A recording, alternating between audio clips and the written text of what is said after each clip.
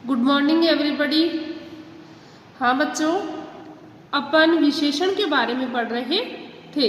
विशेषण के भेदों के बारे में हमने देखा था कि विशेषण के 5 भेद होते हैं, जिसमें फर्स्ट भेद गुणवाचक विशेषण के बारे में अपन पढ़ चुके हैं कि गुणवाचक विशेषण की क्या परिभाषा होती है, हम कैसे पहचान करते हैं।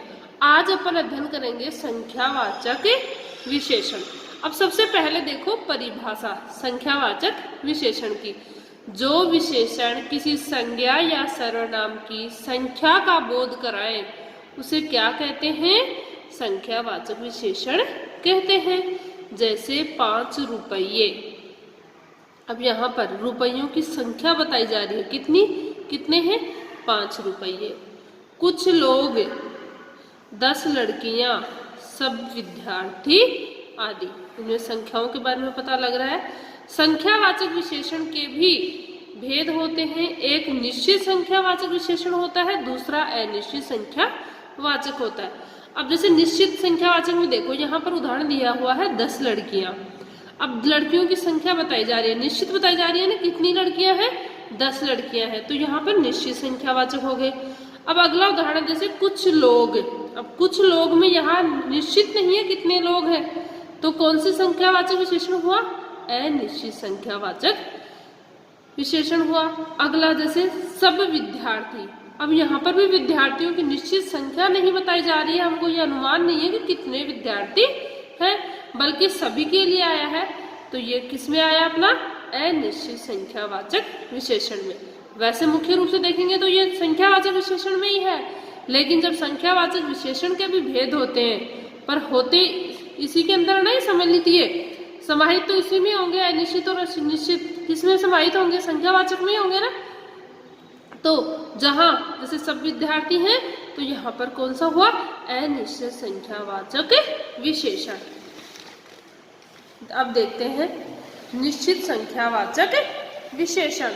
अब निश्चित संख्यावाचक विशेषण देखो, जिस विशेषण से व्यक्ति या वस्तु की निश्चित संख्या का बोध होता है या बोध हो, उसे निश्चित संख्यावाचक विशेषण कहते हैं। निश्चित बोध होता है। अब जैसे निश्चित बोध होता है, उसे क्या कहते हैं? निश्चित संख्यावाचक विशेषण कहते हैं। अब देखेंगे निश्चित संख्यावाचक विशेषण के भी कितने भेद होते हैं? 5 भेद होते हैं। अब देखो, सबसे पहले देखो, अंक बोधक, क्रम बोधक, आवृत्ति बोधक, समूह बोधक या समुदाय बोधक। समूह बोधक या समुदाय बोधक अलग अलग भी लिख सकते हैं और एक साथ भी लिख सकते हैं। ये 2 अलग अलग भी हो सकते हैं और एक जगह भी लिख सकते हैं। अब जैसे अंक बोधक में आएगा 1, 2, 5 संख्याएं जहाँ आ रही है ना, वो अंक बोधक में आएगा। क्रम बोधक में जैसे पहला है, दूसरा है, तीसरा, चौथा। आवृत्ति बोधक में जैसे दुगुना हो रहा है, तिगुना है, दोहरा है, तिहरा है। फिर समूह बोधक या समुदाय बोधक में कौन सा आएगा? ये 2 भी, इनको अलग अलग भी लिख सकते हैं। एक समूह बोधक और दूसरा समुदाय बोधक। इनमें आएंगे जैसे दोनों, पांचों, तीनों। समुदाय का बोध करवा रहा है ना, समूह का बोध, कि दोनों मतलब 2 व्यक्तियों का समूह है, तीनों, पांचों, चारों, ऐसे। अब है, ये तो था निश्चित संख्यावाचक विशेषण। अब है, ये तो निश्चित संख्यावाचक विशेषण हो गया अपना। अब है अपना अनिश्चित संख्यावाचक विशेषण। अनिश्चित संख्यावाचक विशेषण जिन विशेषणों से विशेष्य की संख्या का निश्चित बोध नहीं होता है।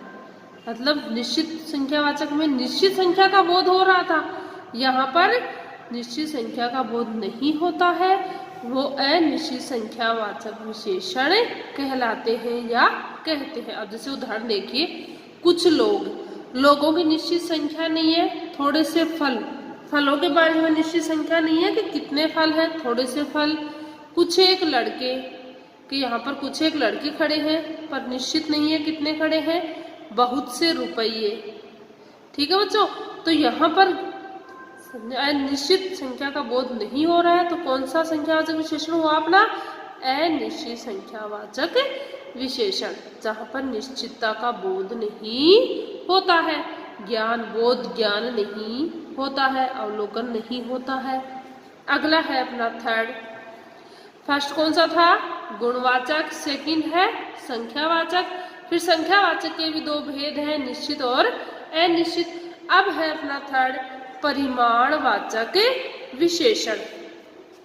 अब देखो बच्चों, परिमाणवाचक विशेषण, जिस विशेषण से किसी वस्तु की माप या तोल संबंधी विशेषता बताते हैं। जो विशेषण किसी वस्तु की माप या तोल संबंधी विशेषता बताते हैं, उन्हें क्या कहते हैं? परिमाणवाचक विशेषण कहते हैं। नाप तोल के बारे में पता लगता है, जैसे थोड़ा दूध, 2 मीटर कपड़ा। अब थोड़ा दूध के बारे में पता लग रहा है 2 मीटर कपड़ा, कपड़े के बारे में पता लग रहा है कितना मीटर है? 2 मीटर है। अब जैसे संख्यावाचक में था निश्चित अनिश्चित, वैसे ही अपने परिमाणवाचक में भी है निश्चित और अनिश्चित। निश्चित में जैसे 2 मीटर कपड़ा, तो ये तो निश्चित संख्यावाचक में आ गया। थोड़ा दूध, तो ये किस में आएगा अपना? अनिश्चित संख्यावाचक में। अब जैसे निश्चित परिमाणवाचक, 1 किलो घी, 5 किलो आम आदि, यहाँ पर वस्तु की निश्चित मात्रा का ज्ञान हो रहा है ना हमें, तो कौन सा हुआ? निश्चित परिमाणवाचक विशेषण। अनिश्चित परिमाणवाचक विशेषण, जैसे थोड़ा घी, कुछ किलो आम आदि, इसमें क्या हो रहा है? यहाँ पर वस्तु की निश्चितता के बारे में पता नहीं लग रहा है, वस्तु की निश्चित मात्रा के बारे में पता नहीं लग रहा है, बल्कि इतना ही बताया जा रहा है थोड़ा घी, वो घी कितना भी हो सकता है। कुछ किलो आमों के लिए कहा जा रहा है, यहाँ तो निश्चित है कि 5 किलो आम थे, बल्कि यहाँ पर निश्चित नहीं है, तो कुछ एक आम, तो अनिश्चित संख्यावाचक और अनिश्चित परिमाणवाचक विशेषण हो गया ये। धन्यवाद छात्रों, आज की क्लास यही समाप्त करते हैं। कहीं किसी छात्र को प्रॉब्लम हो तो आप मेरे नंबर पर कांटेक्ट कीजिए।